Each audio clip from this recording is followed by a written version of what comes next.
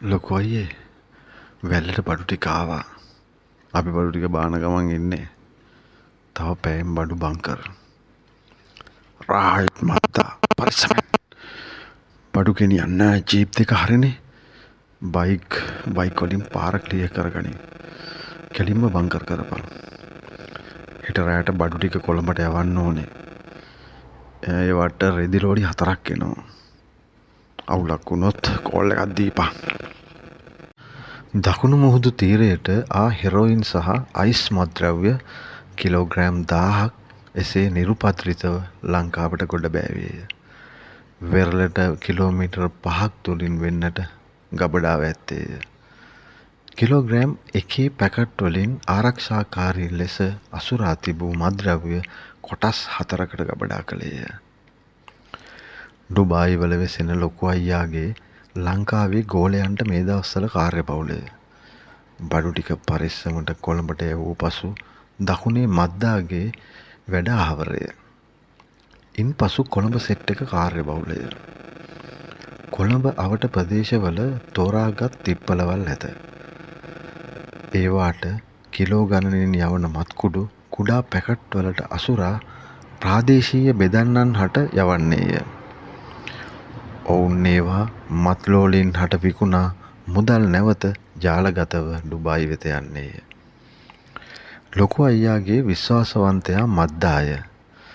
මද්දා කිව්වට නම මදුශංකය.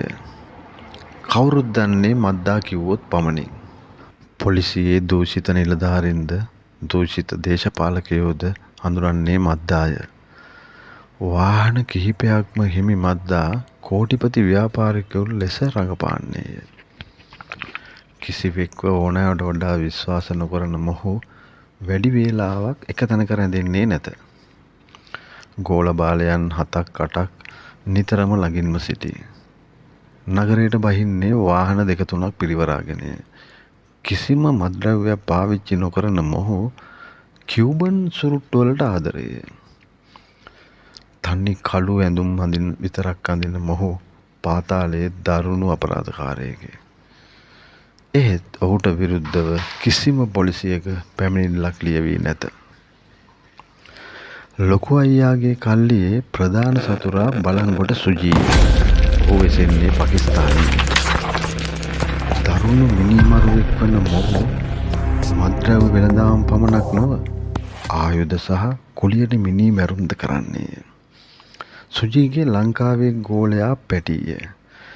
පැටී වෙසෙන්නේ අතුරුගිරියේය. සම්පූර්ණ ඇඳුම සුදුය. නිතරම වෙසෙන්නේ පන්සල්වලය. හාමුදුරුවරුන් රාශියක් ඇසුරු කරන පැටි අත දිග හැර පන්සල් වලට වියදම් කරන්නේය. ගෝල බාලයන් රාශියක් ඉන්නා මොහුගේ ප්‍රධාන ආදායම කප්පම් ගැනීමය. කෝටිපති ව්‍යාපාරිකයින්ගෙන් කප්පම් ගන්නා අතර ඔවුන්ට අවශ්‍ය ඕනෑම උදව්වක් කර දෙයි. රාජ්‍ය ආයතන වලින් කරගත යුතු ඕනෑම අවශ්‍යතාවයක් ෂණයකින් කර දීමට පැටීට පුළුවන්ය. ගාමන් ෆැක්ටරි වලට අවශ්‍ය රෙදි, බොත්තම් ආදී නොයෙකුත් දේවල් රටින් ගෙන්වා දෙන අතර ඒවා ගෙනෙන්නේද හොරෙන් බෝට්ටු වලය. කොළඹින් වරාය හරහා ගෙන්වන දේවල් පරීක්ෂාවකින් තොරව ටැක්ස් අඩුවෙන් ව්‍යාපාරිකයින්ට රට තුළට ගෙන්වා දෙන පැටීට කප්පම් දීම ව්‍යාපාරිකයින් පැහැර නොහරින්නේ මේ නිසාය. පැටීට දෙන ගානට වඩා 10 ගුණයක් ඔවුන් ලාභ ලබන්නේය. ව්‍යාපාරිකයින් අතර සුදු අඳින පැටි ජනප්‍රියයි. දකුණේ වෙරළට එන පැටීගේ හොර බඩු බෝට්ටුත් මද්දාගේ මත්ද්‍රව්‍ය බෝට්ටුත් අතර නිතරම රණ්ඩු සරුවල් පටන් ගන්නේය. දකුණේ අනසක පතුරන මද්දාත් කොළඹ අනසක පතුරන පැටිත් අතර නිතරම ප්‍රශ්න හටගන්නේය. කොළඹින් පැමිණෙන පැටීට දකුණේ මද්දා තම ප්‍රදේශයට පැමිණෙනවාට කැමති නැත. නමුත් පැටීගේ වපසරිය ඉතා විශාල නිසා මද්දා බොහෝ විට පසුබසින්නේය. මද්දා අයියේ පැටීලගේ බෝට්ටු වගේක් වෙල්ලේ රෙදි පීස් බානවා. මොකද කරන්නේ? මද්දාගේ දුරකථනයට ඇමතුමක් ආවේය. මද්දා තමන්ට හිතවත් පොලිස් නිලධාරියෙක්ට ඇමතුමක් ගෙන ස්ථානයේ සාසිද්ධිය ගැන ඔත්තුවක් දුන්නේය. වහා ක්‍රියාත්මක වූ පොලිසිය වැල්ලට ගොස් සියල්ලම අත්අඩංගුවට ගත්තේය. මාධ්‍ය හරහා සියල්ලම ප්‍රචාරය විය. මිලියන ගණන් රජයට බදු නොගෙවා හොරපාරෙන්නා රෙදි මාධ්‍ය රස කරමින් විකාශනය කළේය. පැටීගේ ඉහමුල් රත් වුණේ විටය. බඩු ගෙන්නපු ව්‍යාපාරිකයා පැටීට ඇමතුමක් ගත්තේය. පැටි, මගේ බඩු ඔක්කොම මාට්ටු. මොකද්ද මේ වුනේ? මට ආදන්ති විදියට මද්ද තමයි ගේම පත්තු කොල්ලා තියෙන්නේ. උඹ තවදා වැද්දෙන්නම් මම උත් එක්ක දී කරන්න. මම බෙත්නකාරෙන්නේ. මේ සර් මේවා මම බලා ගන්නම්. උගේ අවසාන රැඟිල්ල තමයි ඒක. මම කවුද කියලා බලා ගන්නකෝ ටික දවසකින්. ඔවුත් එක්ක ඩීල් කරනවා නම් කරන්න. හැබැයි ආයි මාත් එක්ක බෑ. ආයි බත් කන්නත් හිතාගන්න එපා සර්. පැටීට හොඳටම මල පැනලාය. තමන්ගේ කීර්තිය නැති වෙනවා කියන්නේ පාතාලේ පැවැත්මක් නැත. තමන්ගේ ගෝල බාලයන්ට නොසෑහෙන්න දොස් පැවරූ පැටි බලංගොඩ සුජී නොහොත් තම බොසාට කතා කළේය. සුජී මචං මද්දමාව නැති කළා. ඌට කේමක් දෙන්න ඕනේ. මම WhatsApp බඩු වගේක් දානවා ෆොටෝ ටිකක්. ඒක මට එවන්න. මම ඊටු ටික බලා ගන්න. කාලය සෙමෙන් ගත විය. පැටිත් මද්දාත් අතර වෛරය දිනෙන් දින අලුයට ගිනි පුපුරුමෙන් සැඟවුණේය. මතුවුණේය. දෙදෙනාම කෙසේ හෝ එකෙක්ව නැති කර දැමීමට දැඟලුවේය. බිලිවන්නේ දෙපැත්තෙන්ම ගෝලයන්ය.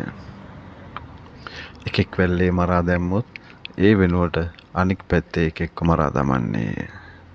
නැතිනම් අතක් පයක් හරි කපා දාන්නේ.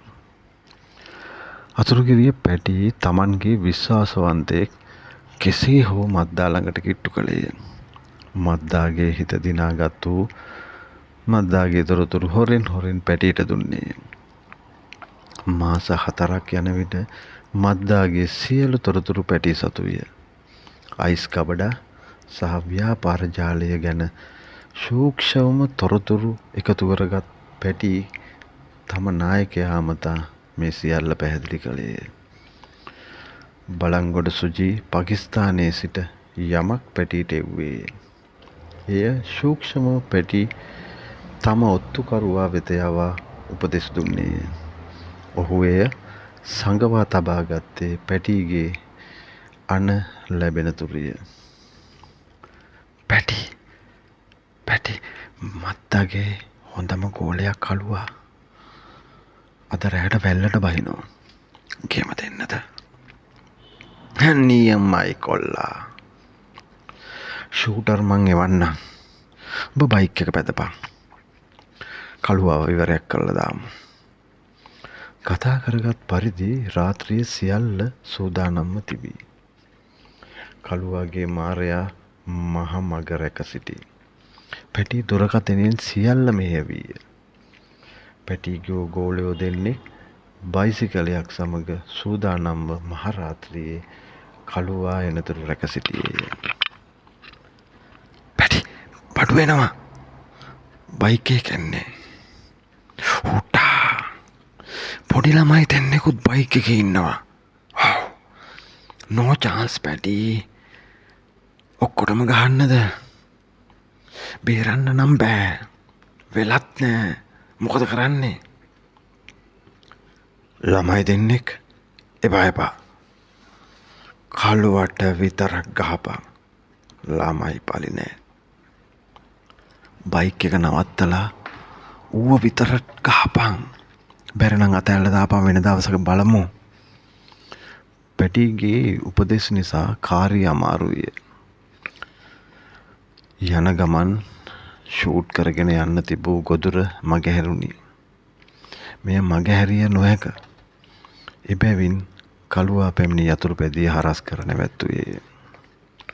බෑ බම්බි මට නැත්තම් ළමයින්ටත් එක්කම ගහනවා. අනේ ළමයි අහිංසකයි. මට විතරක් ඕනේ දෙයක්. කළුවා පිරිසෙන්ඩු විය.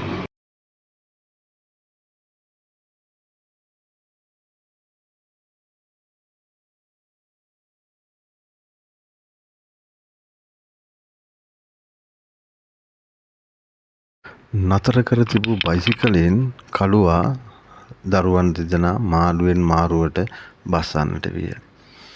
පහත් වූ කළුවා බයිසිකලයේ සඟවා තිබූ ගිනි අවියක් ගෙන පැටිගේ ගෝලයා සිතන්නටත් පෙර ඔළුවටම වෙඩි තිබ්බේය. මහමග ඇද වැටුණු පැටිගේ ගෝලයාගේ රයිඩර් වෙතද වෙඩි තැබූ කළුවා මාරයා අපරාධ කළේය. තමන්ට වෙඩි තබන්නට ආ දෙදෙනාටම වෙඩි තබා මරා දැමූ කළුවා ජයග්‍රාහකයෙකු මෙන් පාරම් බාන්නට විය.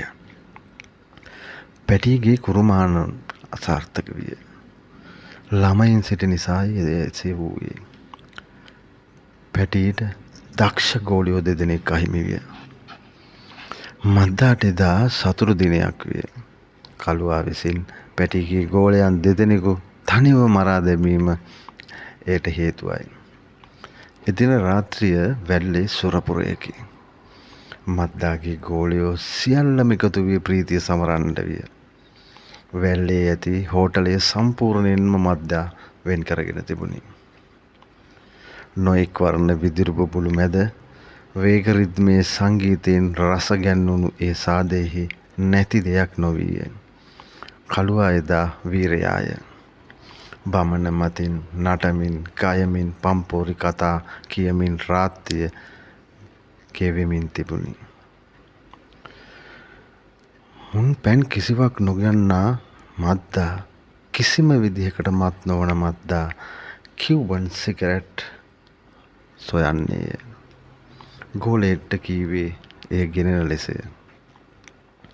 පැටි විසින් දමා තිබූ ඔත්තුකරු විසින් කියුබන් සුරුට්ටු පෙට්ටියක් මද්දා වෙත ගෙනවිත් මේසය මත තබා සෙමෙන් එතනින් ක්ෂණයකින් පලාතම දිදුරුවමින් බෝම්බයක් පත්තුවිය. කෑදරයෙන් සුරුට්ටු මත තබා මද්දාගේ මාරයා සැඟවී සිටියේය. පැටි විසින් ගෙන්වා සවි කළ බෝම්බය සුරුට්ටු පෙට්ටිය තුළ එය විවෘත කිරීමෙන් ක්‍රියාත්මක විය. අධි බලති පාකිස්තානු නිෂ්පාදනය මද්දාගේ ජීවිතය උදුරාගත්තේය. අවට සිටි කීප දෙනෙක්ව සිදුවූයේ මද්දා සමග එලොව යාමටය. පෙර සැකසුම පරිදි පැටිගේ ඔත්තුකරු විසින් මත් වතුරට වසකලවම් කර තිබුණි. එකා දෙන්නා බිම වැටෙන්නට වූයේ එහි ප්‍රතිඵලයෙන්. මද්දාගේ සියලුම මත්ද්‍රව්‍ය ගබඩා මද්ද්‍රව්‍ය විනාශක අංශය විසින් වටලන්නට වූයේ සියලු තොරතුරු පැටි විසින් අවශ්‍ය අංශ වෙත ලබා දී තිබූ නිසාය. දකුණේ පාතාලයේ එක රැයකින් වනසා දමන්නට අතුරුගිරියේ පැටියට හැකි විය. ඊළඟට කවුද දකුණේ වැඩ බලමු පාඨකයනි. බලාපොරොත්තුවෙන් ඉන්න. ජයෙන් වේවා පාඨකයනි. ඊළඟ කතාවෙන් හම්බ වෙමු. ඔව් සබ්ස්ක්‍රයිබ් පාරක් දැම්ම නම් හරි නේද? උලන්නේ පාලනවා විතරයි උඹලා අහනවා විතරයි කතාව. සබ්ස්ක්‍රයිබ් කරන්නෙත් නැහැ. තේරුමක් නැහැ, ගමන් නැහැ. මාත්‍ය සුට්ටු පෙට්ටි කරි බෝම්බයක් හයි කරලා එවන්නම් උඹලට. ජයෙන් වේවා යාළුවනේ.